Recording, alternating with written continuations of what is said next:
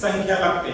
उदाहरणार्थ आपण निसर्गात जमिनीचं प्रमाण किती, पाण्याचं प्रमाण किती हे सांगायचं असेल तर आपण कसं सांगणार, संख्यात्मक सांगणार ना.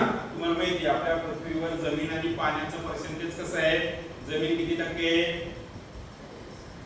आणि जमीन किती टक्के, 29% म्हणजे 29%, आणि पाणी किती आहे, उरलेलं 71%. असा पृथ्वीचा जो भाग आहे संपूर्ण पृथ्वीचा हा 100% पूर्ण होतो. म्हणजे याच्यामध्ये 29% आपण कशाच्या माध्यमातून सांगितले, संख्याशास्त्राच्या. 71% पाणी आहे कशाच्या मदतीने सांगितलं, संख्याशास्त्राच्या. याच्याशिवाय तुम्ही जर तुमचं पुस्तक चाळलं तर पुस्तकामध्ये आपण असा जगाचा नकाशा काढलेला आहे. मग हा नकाशा काढण्यासाठी सुद्धा गणितीय पद्धतीचा वापर होतो. याच्याशिवाय असे चार्ट काढले जातात, त्याशिवाय अजून वेगवेगळ्या पद्धतीने आलेख आकृत्या काढल्या जातात. आणि मग या आलेख असेल किंवा आकृत्या असेल याच्यासाठी मेजरमेंट घ्यावं लागतं, काही प्रमाण घ्यावं लागतं. ठीक आहे, नकाशा काढण्यासाठी सुद्धा प्रमाण असतं. तुम्ही एखादा जर नकाशा पाहिला तर त्या नकाशाच्या कोपऱ्याला जर तुम्ही वाचलं तर तिथं त्याला स्केल किंवा प्रमाण असं म्हटलेलं असतं आणि त्या प्रमाणानुसार तो नकाशा काढलेला असतो. मग ते प्रमाण म्हणजे झालं तुमचं संख्याशास्त्र. लक्षात. मग या दोघांच्या अभ्यासासाठी आपल्याला संख्याशास्त्राची मदत होते आणि म्हणून संख्याशास्त्र ही एक शाखा तयार झाली. त्यानंतर असं आली पर्यावरण, EVS ज्याला असं आपण म्हणतो, एन्व्हायरमेंट सायन्स. ठीक आहे. मग पर्यावरण म्हणजे काय, त्याची व्याख्या काय सांगते, पृथ्वीच्या सभोवताली नव्हे मानवाच्या सभोवताली असलेल्या दृश्य आणि अदृश्य स्थितीला पर्यावरण असे म्हणतात. बरोबर.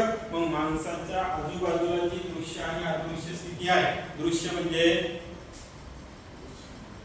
म्हणजे डोळ्याला दिसणारी आणि अदृश्य म्हणजे डोळ्याला न दिसणारी. मग तुमच्या अवतीभोवती दृश्य आणि अदृश्य स्थिती आहे का नाही, अरे आहे का नाही. तुमच्या भोवती तुम्हाला डोळ्याने दिसणारे झाडं दिसतात, जमीन दिसते, पाणी दिसतात, इमारती दिसतात, लांब जर पाहिलं तर ते डोंगर दिसतात, है की नाही. याला काय म्हणता तुम्ही, दृश्य स्थिती. आणि अदृश्य स्थिती कोणती, मग जे तुमच्या डोळ्याला दिसत नाही पण तुमच्या अवतीभोवती आहे, हवा, है की नाही. हवेमधले वायू.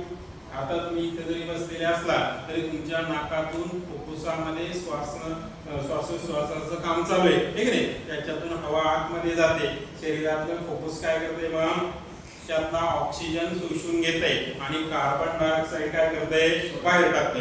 ही क्रिया सगळ्या प्राण्यांची अहोरात्र काय असते, सुरू असते. आणि मग याला म्हणायचं अदृश्य स्थिती, ठीक आहे. आता कसं स्वच्छ एकदम पाऊस पडल्यामुळे वातावरण स्वच्छ वाटते, परंतु जर कारखाने असेल, प्रदूषण असेल तर हेच वातावरण आपल्याला दूषित वाटतं, ठीक आहे. मग अशा वातावरणाचा अभ्यास करणारी शाखा म्हणजे पर्यावरण. मग याचा सुद्धा समावेश याच्यामध्ये करण्यात आला. मग आता थोडंसं अजून तुम्हाला क्लिअर कट कळण्यासाठी 11वीच्या वर्गामध्ये आपल्याला अभ्यासायचं आहे